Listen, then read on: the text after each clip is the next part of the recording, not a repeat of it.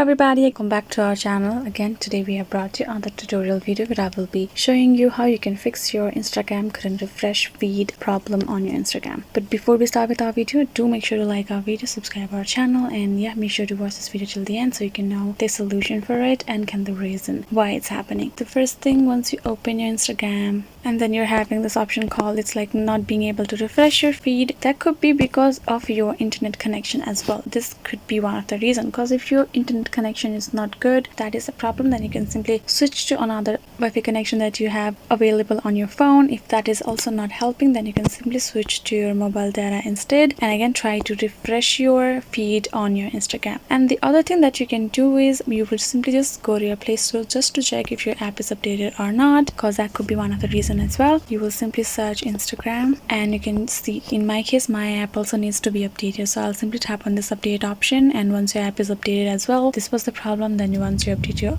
app, it will be solved as well. And once your app is done being updated, then you will see this option called open instead of update. You can simply go ahead and open your app and you will simply refresh your feed and use it as you would like to. So this could be the reason. And the other thing that could be, you will simply just go to your settings, go to apps again. You can simply search the particular app, or you can just simply scroll down and find that app. Once you find that app, simply go to storage, and then you will have this clear cache option. Simply tap on that, and once your cache is clear, you have cleared unnecessary storage as well, so you have shut out all of the problems. So once you're done with all of these, then you will simply just go back to your Instagram, and then you will simply be able to refresh your feed and use it as you would like to. So yeah, this is it for today's video, and yeah, I'll see you guys next time.